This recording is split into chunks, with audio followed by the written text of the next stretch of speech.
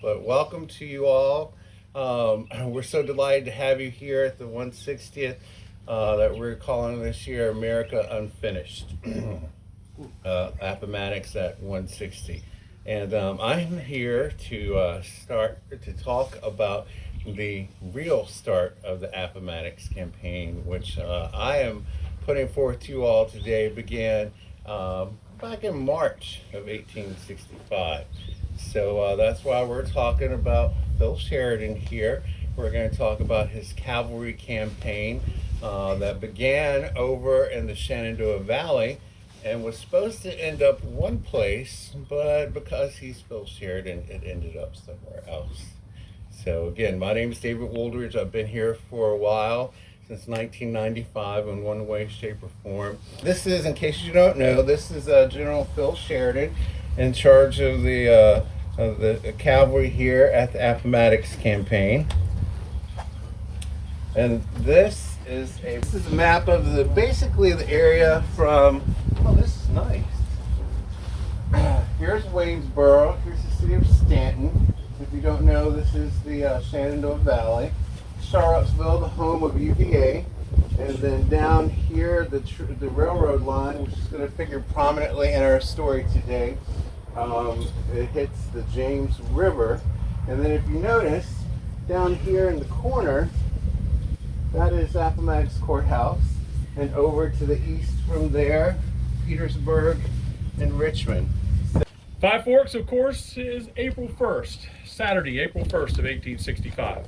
All Fool's Day, as it was known back then, and there's several people who were marking their diaries about it being All Fool's Day when these two armies clash outside of Petersburg. Of course, being outside of Petersburg was nothing new to the Army in April of 1865 because they'd been there for 9 months at that point, which is a rail hub.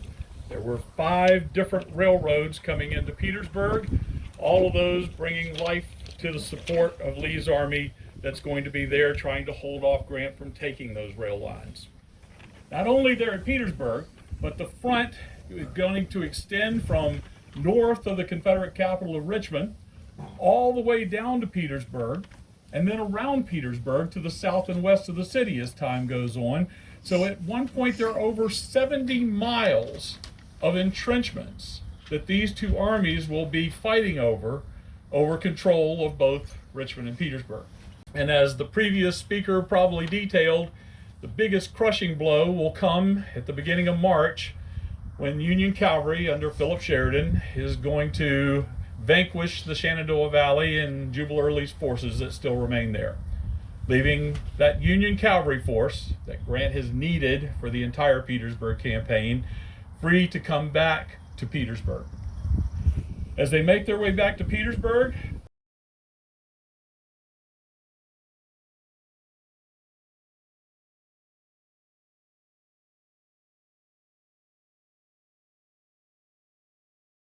it is superior in every way to any other mounted force that had probably ever been on the face of the earth.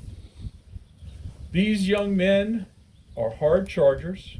They are led by a 34-year-old man who is driven by orders that have been given to him by Grant, and he is willing to carry those orders out regardless of the cost to the enemy, the civilian population, as well as his own men.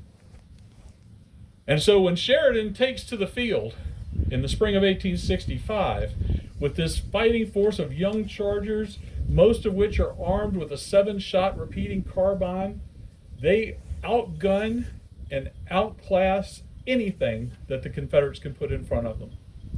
Their goal is to disrupt the South Side Railroad. It was a farm that had a road network that crossed through there. And one of the roads that runs through that intersection is called White Oak Road. And White Oak Road has pretty good military significance for the Confederate Army at Petersburg. It's 3 miles back to the east of Five Forks that the Confederate line officially ended.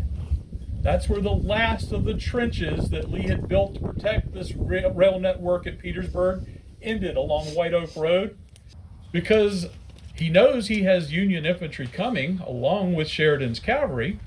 and their force is going to outnumber him more than 2-1. And so using the terrain to your advantage has got to be in the forefront of his mind. But Pickett goes back to that order that Lee gave him to hold Five Forks at all hazards. And so his men dig in through that little intersection.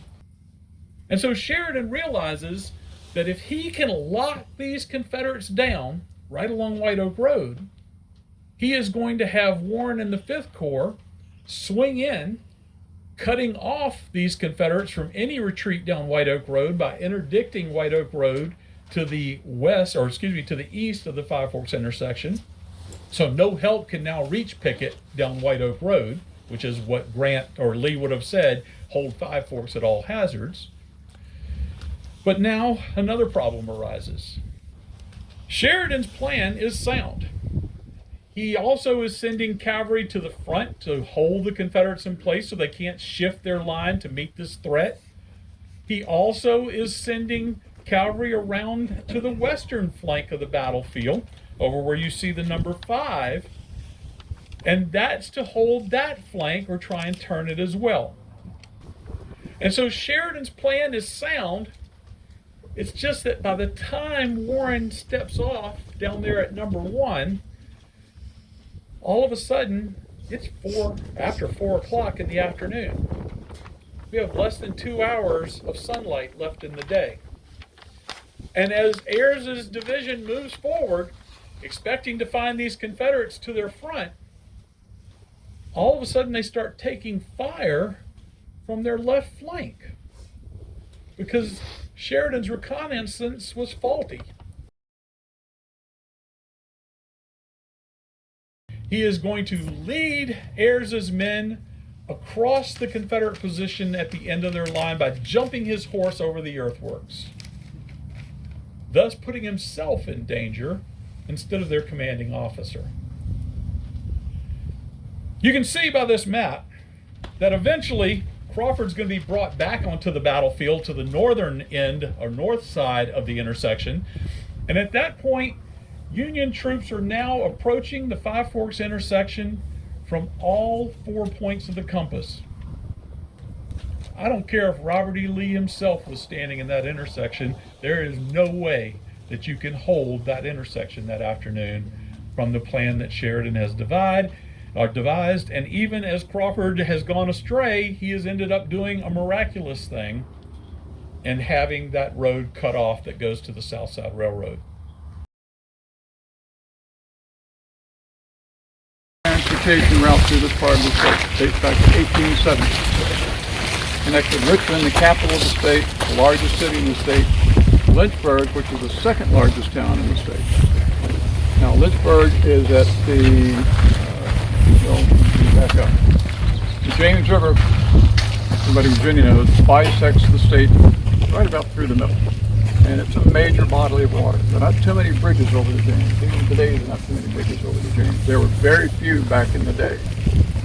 So if you're traveling from Richmond to Lynchburg, you wanted to stay on the south side of the James.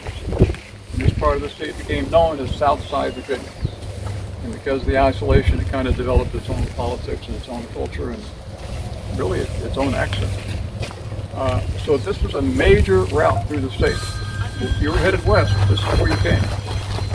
Lynchburg was a primary city along the route, really kind of the end of the road, everything dispersed in as it went into the mountains. And the James River was not navigable beyond Lynchburg. So it was a major distribution transportation route. And here at what became Appomattox, about a day's travel away by stage. So that's what brought the armies here. This was the main route through. I'm going to talk about the importance of that and what it meant to the folks here in the village.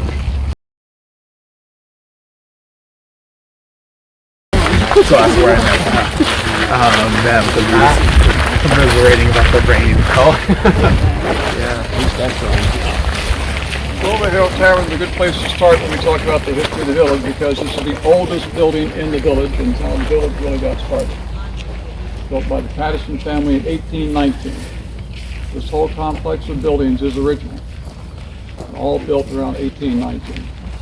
When the tavern was built, there was a large dining wing off to the west side, left as you look at it. Freestanding bar on the right, and every year we do a survey of parts of buildings we'd like to see reconstructed, and I always vote for the bar, but I'm always voted down.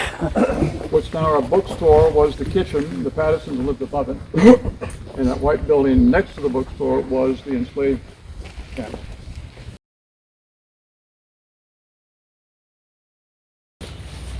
Originally built by Thomas Bocock and his brother, built between 1845 and 1850. That was really the heyday of the village. Most of the buildings you see here were built between 1845 and 1855.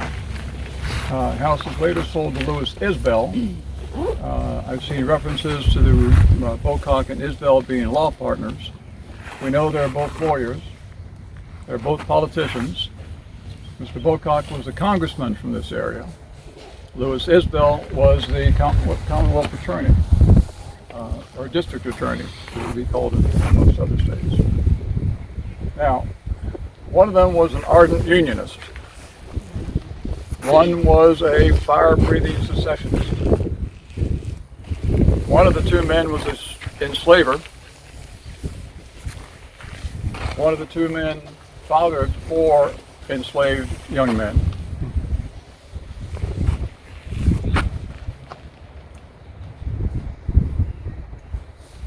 Which one, how would you want to try to tie all that matrix together?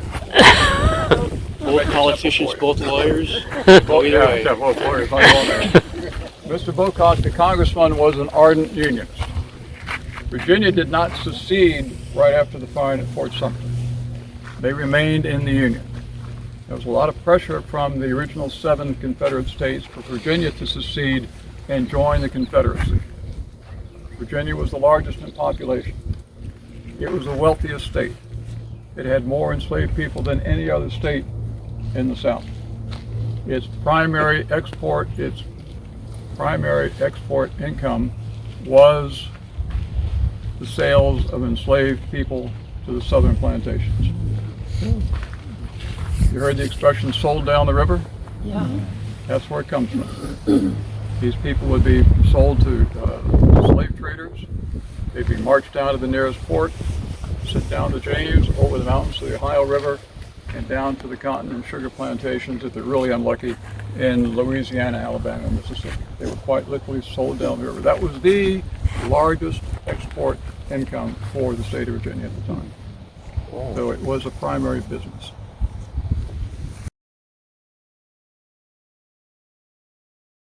Never intends to come here. He starts out, and actually the map would be backwards, Richmond and Petersburg, and he's going to concentrate his army at Amelia Courthouse, get supplies, go down to North Carolina and link up with Joe Johnston.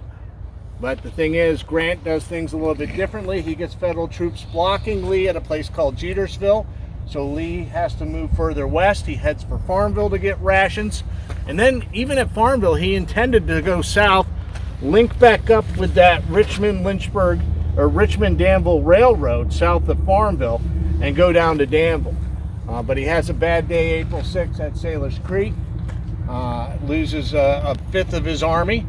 And then on April 7th, he does get some rations in Farmville, but Grant gets troops south of Farmville and pushes Lee north of the Appomattox River.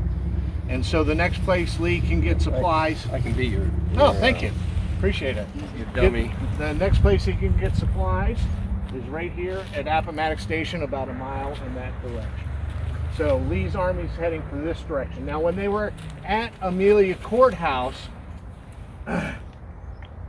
everybody converges here. He gets all the artillery out of Petersburg and whatever he can out of Bermuda 100. He ends up having about 250 artillery pieces with him. And as I said before, that's a lot of guns. It's more guns than Lee took to Gettysburg in 1863. And they have sent all this ammunition out of Richmond. All this is going to do is slow down Lee's movement. He wants to move fast. So what he does is he calls out 100 artillery pieces and puts them under a fellow named Reuben Lindsay Walker. to actually go on a different route of the army. Lee wants to go south. He's going to send Reuben Lindsay northwest. And they're going to go to Lynchburg and deposit those guns in the city defenses. So he separates from the army on April 5th. They just happen to come back together, close together, on the night of April 7th, morning of April 8th. Walker is just ahead of Lee's army. Except Walker heads out about 1 o'clock in the morning from News Store. And he gets through Appomattox Courthouse by noon, comes down the Richmond-Lynchburg Stage Road, and takes a left, probably like most of you if you came from the park, down what's called Jamerson Lane now. But this road is a historic road that ran all the way down to Appomattox Station.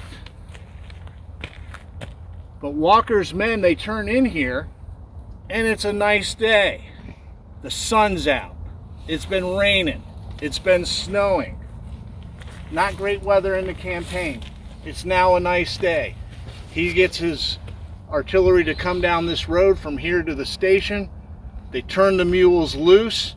The men go get some rations at the stations, start making fires, cooking their food. He gets a message from Fitzhugh Lee, who commands the Confederate cavalry. You don't got anything to worry about.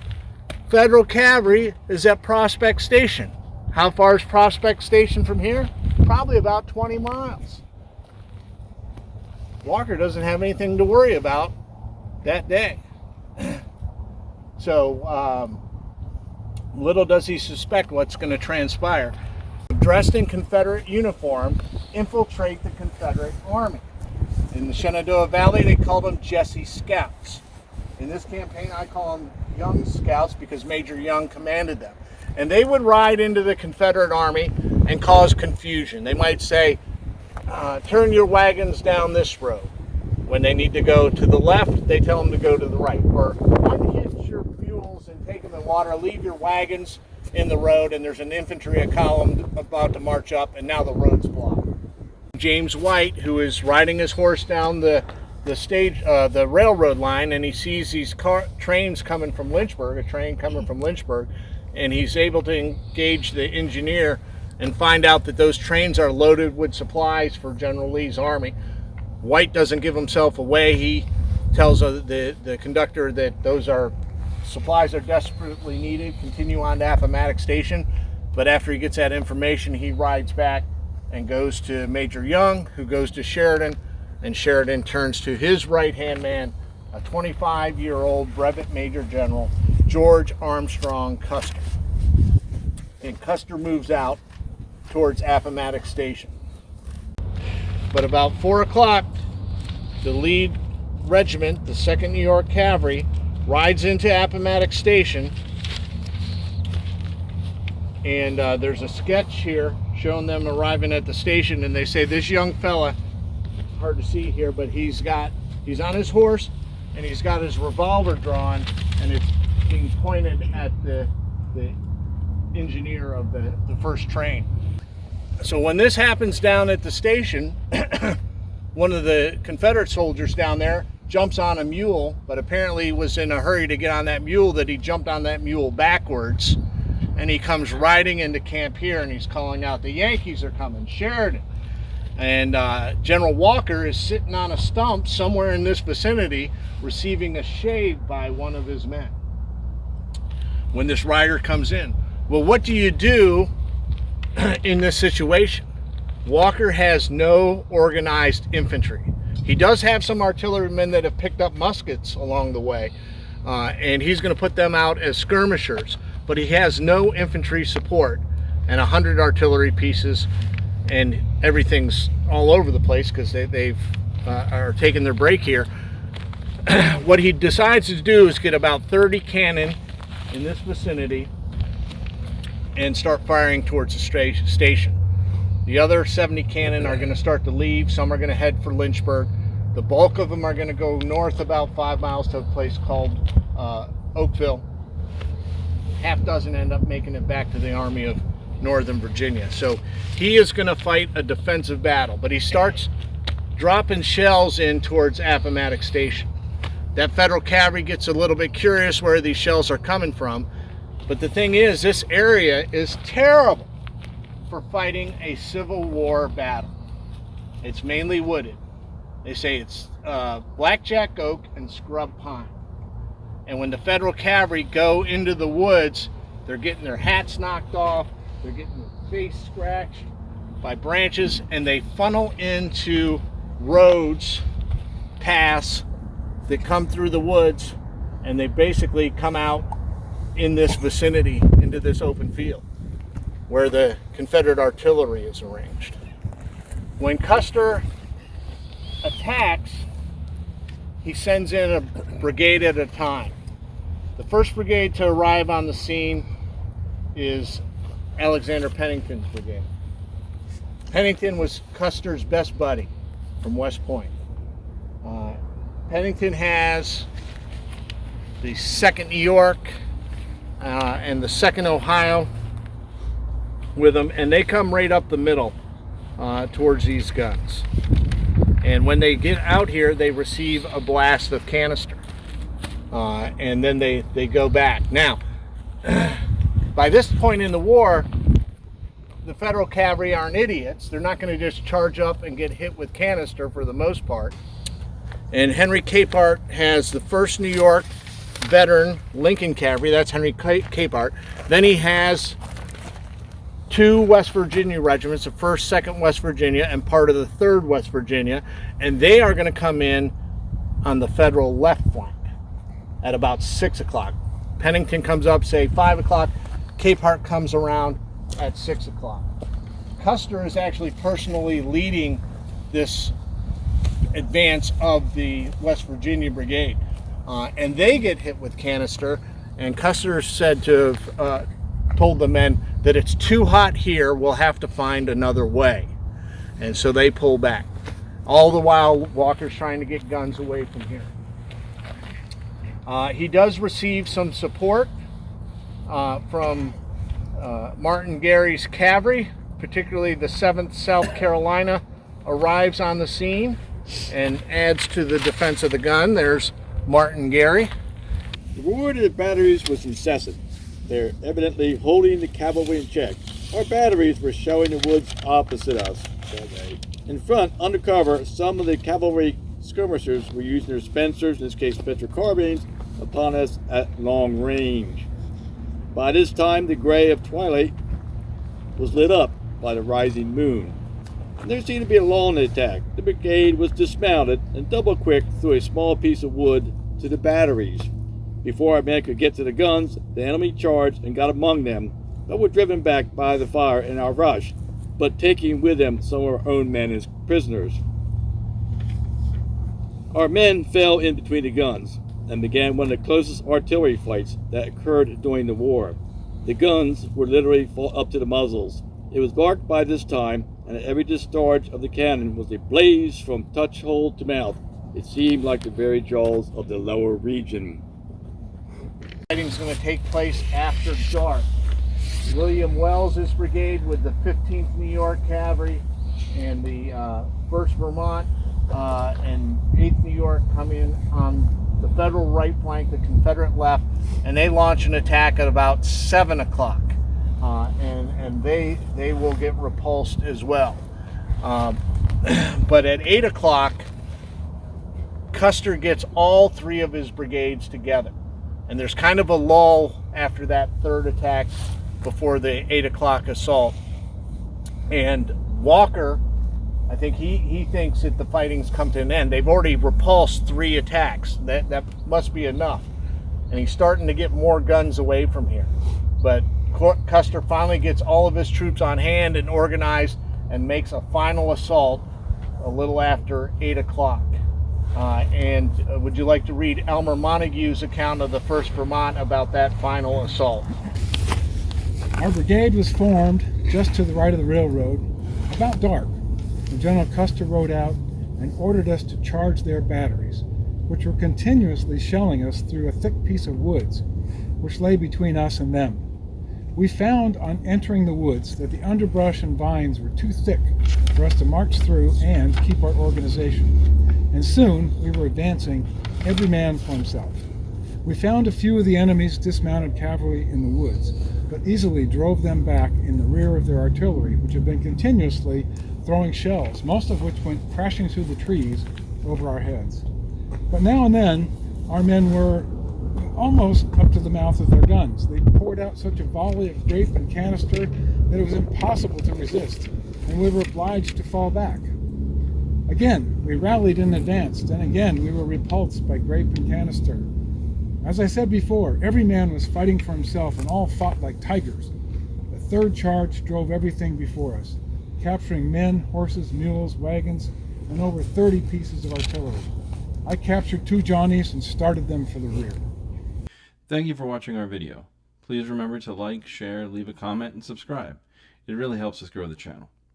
Also, if you're looking for more history-related content, then we invite you to head over to our website, americasbesthistory.com.